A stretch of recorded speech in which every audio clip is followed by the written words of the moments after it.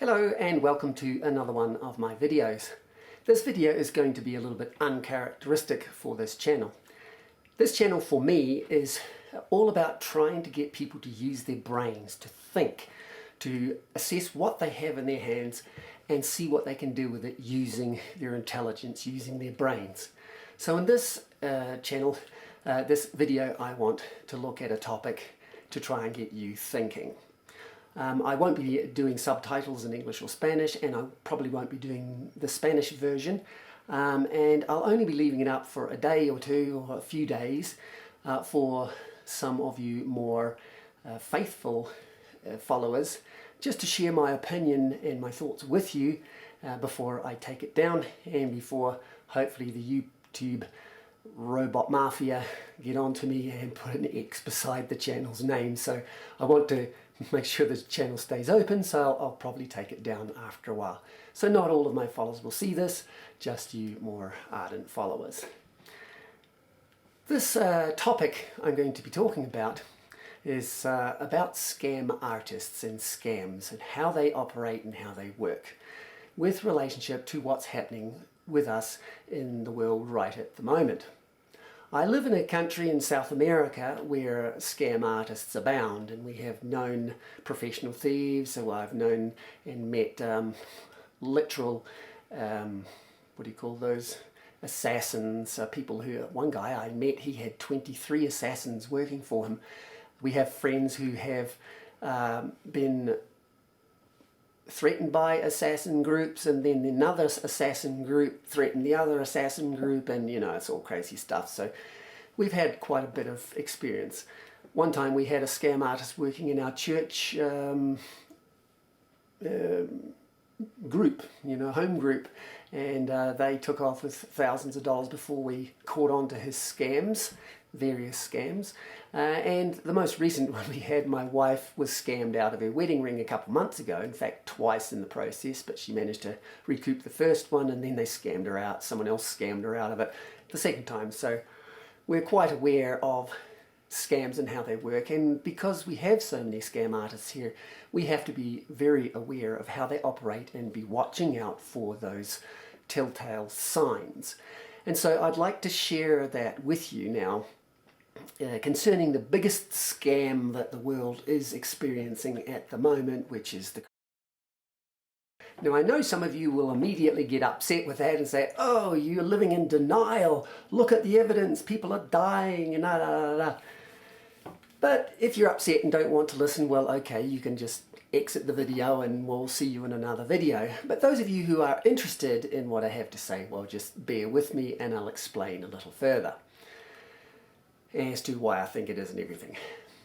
Now, the first thing you have to know about scam artists and scams is, what is a scam? A scam is an elaborate plan to rob you. And that's basically what's happening to us worldwide, worldwide robbery schemes and stuff. So these scam artists are not just opportunists. They don't just, like a thief that spots something to steal and they take it. That's an opportunist thief.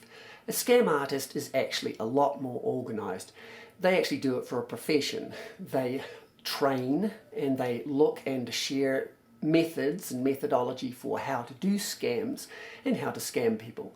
They understand psychology and they understand a lot of things. They're very professional.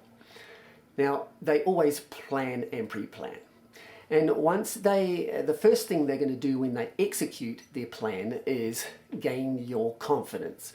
They want you to think that they are wonderful people, that they have got your best interests at heart, that they're your best buddy. They get your confidence. Then having known you a little bit, they then offer you something that you can't resist, something you need, whether it's security, health, money, like the Nigerian scam artists that send you the email, well, we've got $10 million that we've got to hide somewhere, we'll give you a part of it if you help us, sort of thing. They appeal to your greed, and of course they don't have the $10 million, they are going to get your $10 million from your bank account. So they offer you something that you can't pass up. And then generally, before they actually do the robbery, if they get to know you a bit, they if you've got half a brain, something smells fishy, but they will always work very hard with a sense of urgency so that you cannot have time nor ability to go and research the facts and verify the facts. There's always something urgent about it. And that's what's happening to us at the moment. It's all scare tactics and urgency, quarantines and all that sort of thing, so that you don't actually think of or have the ability to go and research the actual details. They'll give you a lot of false information, half-truths, loose information, so that you believe them enough to not go and look for yourself, because they know that the human being is basically lazy and will not go and research for themselves. So once they've got you convinced, then they do the robbery, and they're still your best friend, and then they have always got an exit plan organized so that they can exit from the scene cleanly and leave you standing on the street corner wondering what the heck happened, and you won't know for even months down the track that you have been scammed. That's a good scam artist. So let's look at a little bit of how this big scam, this worldwide scam of the is working. Now, the first time this whole affair came to my attention was when I heard of the outbreak and then the construction of a hospital of 1,500 beds, I think it was, in something like 2 weeks. Now, I've worked in construction, and I worked in New Zealand building granny flats, and it took us 2 weeks to build one bedroomed granny flat, and they were also prefabricated. I also know that throwing more diggers and people at a work site does not speed up the job. It just complicates it. So it seems strange to me. They would have had to have planned a design at least beforehand. They must have had the whole thing prefabricated beforehand, and it just didn't line up to me, and I said that's very odd. As things picked up, then the thing got more and more blown out of proportion in the media. I started to question it and say, well, what is this thing? And started looking at the statistics. It seemed to me that the statistics were not that high for what it is. We have in Colombia here the inventor of the vaccine for malaria, and he started speaking out saying, this is crazy. It's not bad when you think of, I think, 3,000 total deaths in China compared to 1,500 deaths per day in the world for malaria.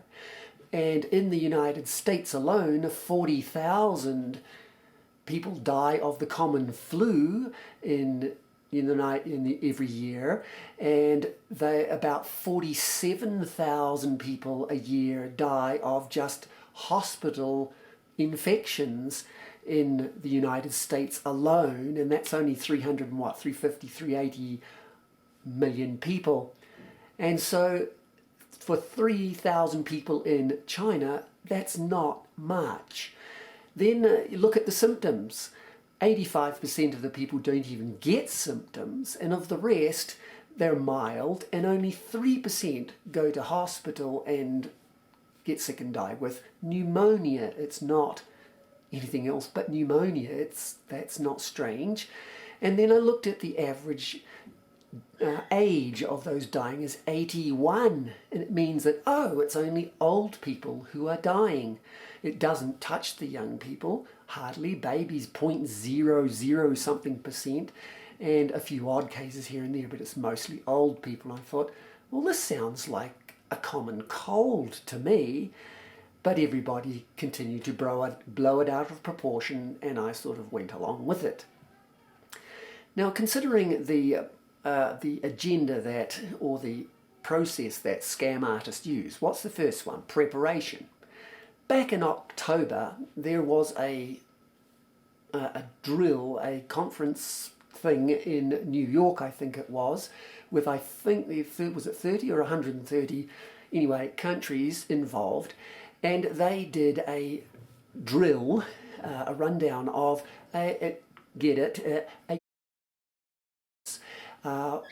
how it would work, how you quarantine a country, what services you need, and they went through a whole drill of this thing. October, November, December, 2 and 3 months later, wham, we hit in Wuhan in China the same thing that they had done a drill for. That's weird. Next, number 2, they become your buddies. The Chinese were appearing to be, oh, we're saving the planet, we're doing what we can, we're amazing. But in actual fact, they weren't very much your buddy. And the rest of the world, who's growing crazy in a similar fashion, are also not your buddy. And I'll explain a little bit why not later on. But they appear to be your buddies at the moment. Your lovely government that is quarantining you, like us here for 20 days, we're going to be quarantined. They appear to be our buddy. Now, the sense of urgency is the next one. They offer you something that you can't resist. Health. We're going to get rid of this, contain it. Yes, they're offering something you cannot resist. And number 4, there is a sense of urgency. Oh, of course, it's all now we've got to close down borders, stop flights, blah, blah, blah. Everything is urgent. Why? So that you don't notice that you're being scammed. Now, and then there is the actual robbery. The actual robbery initially, and it's like a domino effect, there are various robberies in action at the moment and yet to come. But the first major one was that because of the virus, which was a huge theatrical show, and I can give you a bit more detail about that maybe later on if I've got time. It was concentrated in Wuhan. There were double the number of cases of the infections outside of Wuhan, but Wuhan, they just forgot about those and then concentrated and brought all their medical staff from all over the place to Wuhan to create this theatrics so that the world would look like that they're doing wonderful things. That, all the publicity of that made the stock market drop and drop and drop until the investors decided they wanted to get rid of these scary bonds that they have or stocks that they have, and no one wanted to buy them, of course. So the price plummeted and dropped and dropped and dropped until one day China, the Chinese government, bought up 30% of all the stocks. I think it was at 30% of the companies. So now they are major shareholders instead of minor shareholders. So they now dictate to the foreign companies that operate in China.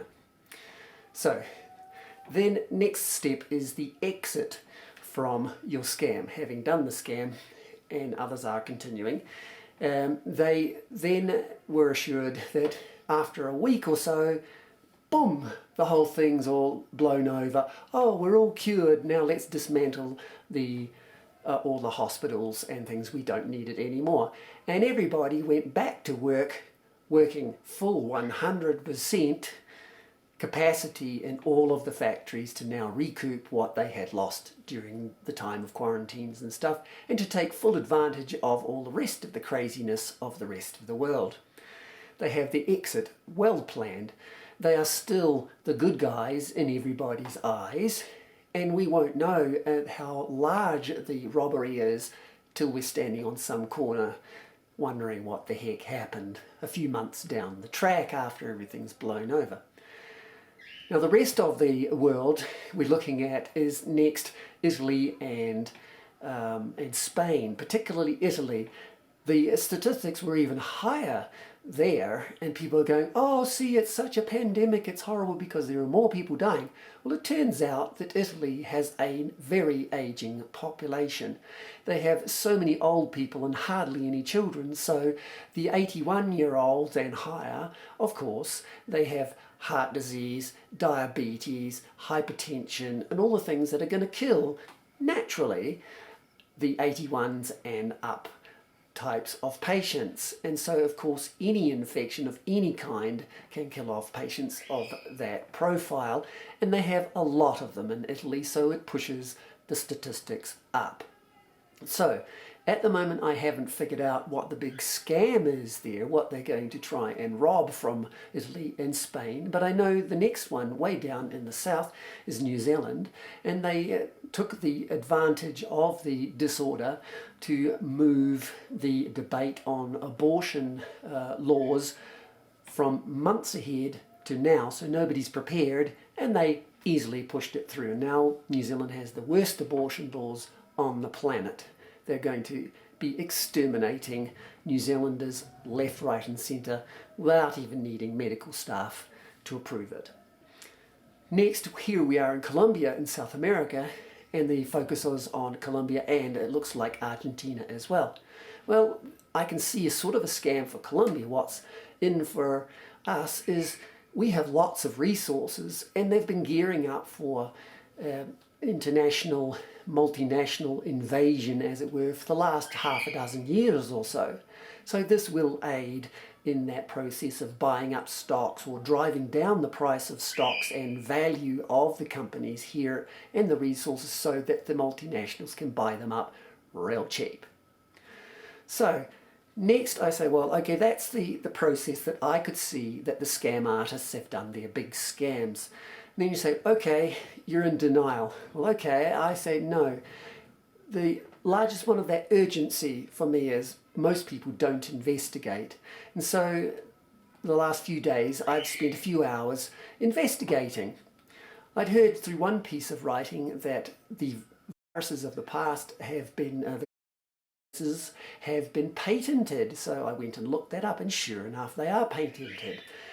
They need to be, or some scaremongers, or what do they call those? The conspiracy theorists will say that they invented this thing to make this scam work. But I tend to believe more that you need to patent something to be able to make a vaccine, because you have to register the code and the process that you're going to use to create the vaccine and how you're going to do it, so that that process is then patented so you can make lots of money. And the ones that have been patented are for the ones in the past, swine flu, Asian bird flu, and all those other ones that were also. Then I went researching and found that the one that's at the moment, the COVID-19, there are actually 20 different kinds. It just means it's got spikes all over it. And of those 20, there are only 5 or 6 that actually affect humans. Now, some were saying that it came from bats and this and that, and the Ebola from bats and all that, but no, they don't cross. It just happens that there are that humans do actually have. In fact, I eventually uncovered a document by an interview by a virologist, bacterial or whatever, in Hong Kong, a professor of virology, who said that basically and I've got another paper somewhere else that said most of the common colds we have are they come and they go. They prefer the cold, so that's why they happen in winter. They like lower humidity, so when humidity goes up in spring, they start to die out, and they hate sunlight. So in winter, when there's less sunlight, they last longer. So when spring comes along, the sun knocks them to about half their reproduction rate, and the humidity stunts their replication ability, and the temperature going up at about 30 degrees, which is lower than the body, they stop replicating also and just die out. Now each year, those viruses that are basically the common cold, they mutate, they go dormant, mutate, and then they come back with a slight variant.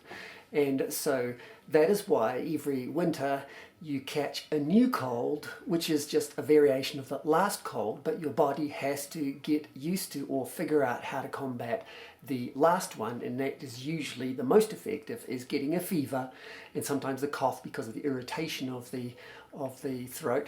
And with that temperature, in a couple of weeks, it's gone, and it'll repeat the process next year, most likely, unless you have a high metabolism, in which case your body temperature is so high that any of those bacteria come in, they just don't get a foothold and you're fine.